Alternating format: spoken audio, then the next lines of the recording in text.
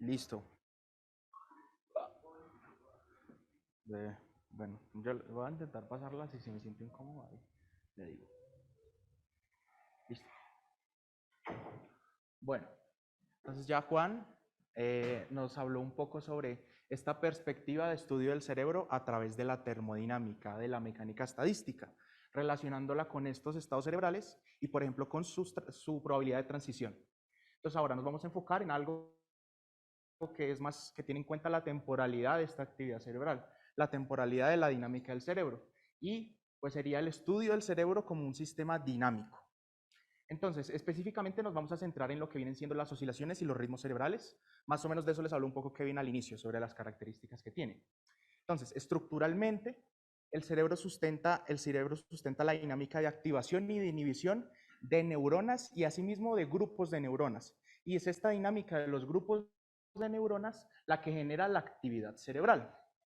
Entonces, ¿cómo podemos estudiar esta actividad cerebral? ¿Cómo podemos caracterizarla? Entonces, existe esta perspectiva desde la termodinámica, pero también podemos estudiarla desde los sistemas dinámicos. Y desde los sistemas dinámicos lo que nos interesa es la organización tanto espacial como temporal de esta actividad cerebral, así como los mecanismos tanto estructurales, es decir, los circuitos neuronales, como los funcionales que la generan. Listo. Entonces, como sucede en las descripciones de redes, la escala de descripción es un factor muy importante. Y esta escala de descripción también juega un papel muy importante en la descripción dinámica del cerebro. Entonces nosotros podemos pasar de la dinámica de neuronas, que más o menos se comporta como una variable aleatoria siguiendo una distribución de Poisson, a la dinámica de regiones cerebrales, que son ya conjuntos de neuronas que no representa este comportamiento, sino que representa señales oscilatorias. Señales oscilatorias que son eléctricas y nosotros de hecho podemos medir de manera externa sin necesidad siquiera de acceder a los tejidos del cerebro, sino que la podemos medir con estos electrodos que se ponen usualmente sobre el cuero cabelludo de las personas. Entonces, la pregunta es, ¿cómo emerge de la actividad individual de estas neuronas esta actividad cerebral? Entonces, lo que se piensa es que esto sucede a través de un fenómeno de sincronización, que es capaz de coordinar la actividad de cada una de estas neuronas, sumándola y generando una señal global que es medible a través de la electroencefalografía en este caso, y que se puede medir pues, en distintas poblaciones neuronales. Esta señal es oscilatoria, como ya les comenté. Entonces, habiendo hablado un poco de que esta señal de la actividad cerebral de manera más global es oscilatoria, entonces nosotros podemos preguntarnos cuáles son las características de estas señales.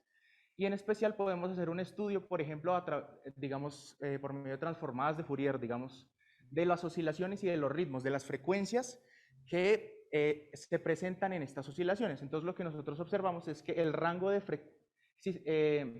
la actividad cerebral se da más o menos en un rango de frecuencias bastante amplio, desde los 0.05 Hz hasta los 500 Hz. En mamíferos en este caso, que es donde se hacen la mayoría de los estudios. Entonces, se pueden distinguir dentro de estos rangos de frecuencias 10 clases o bandas de frecuencia que forman una progresión lineal en una escala logarítmica, como se observa acá. Entonces, estas son las frecuencias que hablaba antes Kevin, de la frecuencia delta, la teta, la beta. Estas frecuencias ya desde la neurociencia y la psicología se han estudiado bastante y cada una se asocia con diferentes correlatos con el comportamiento, se correlaciona con el comportamiento. Lo interesante es que en todo el cerebro, tanto espacial como temporalmente, estos ritmos coexisten. Coexisten temporalmente en el sentido de que en una misma región cerebral, en un mismo grupo de neuronas, nosotros podemos tener diferentes frecuencias de oscilación que coexisten entre sí. Y también espacialmente, porque tenemos distintas regiones separadas espacialmente, cada una que puede tener una dinámica asociada con diferentes frecuencias. Lo interesante también es que estas frecuencias interactúan entre sí. Entonces, ¿cómo interactúan entre sí? Interactúan de tal manera que en regiones locales específicas, frecuencias cercanas compiten por ser las que dominen la dinámica, digamos, en esa región. Y en el caso de que las frecuencias, de las dos frecuencias que se presenten en una misma región, pues sean bastante distintas, lo que sucede es que las frecuencias lentas modulan el comportamiento, modulan la dinámica de las frecuencias rápidas. Listo. Cuando nosotros, por ejemplo, miramos este espectro de potencias asociado a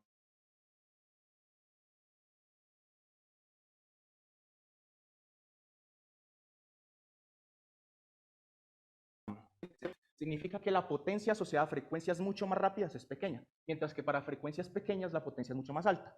¿Esto qué nos dice en términos de cómo es esta dinámica de oscilaciones lentas y rápidas? ¿Dónde se presentan? ¿Dónde son más importantes?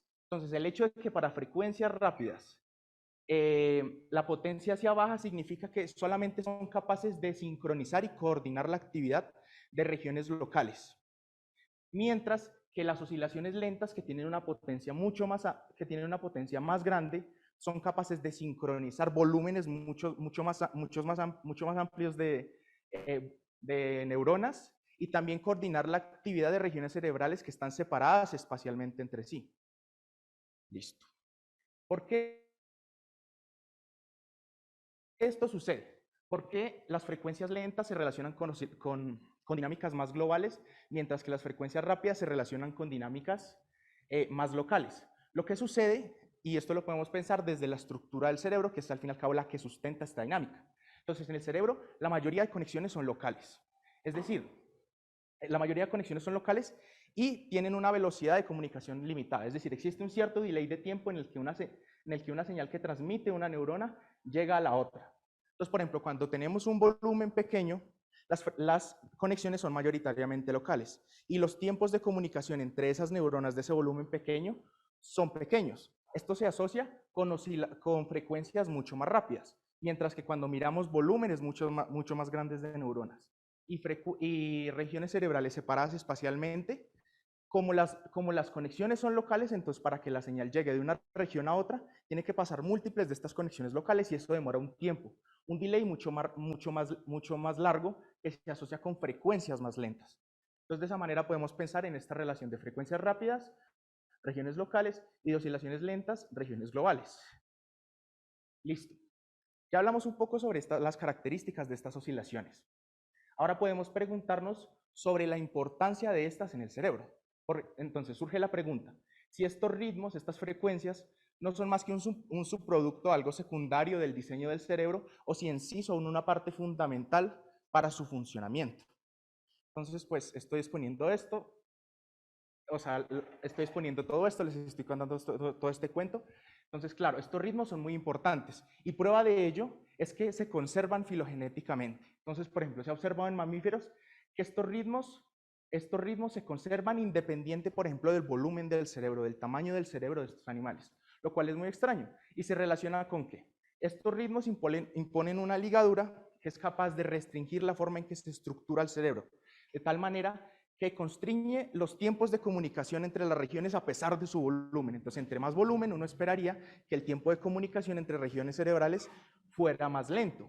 Pero lo que nosotros observamos con esta conservación no es eso. Entonces, de alguna manera, estos ritmos sirven como una ligadura para poder restringir la estructura y la forma de conexiones de las neuronas en el cerebro, que son capaces de conservar estos tiempos de comunicación.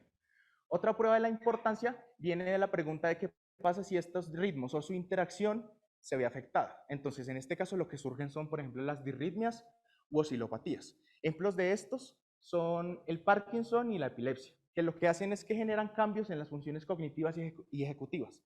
Es decir, generan cambios en nuestra percepción y la forma en que nosotros nos desempeñamos.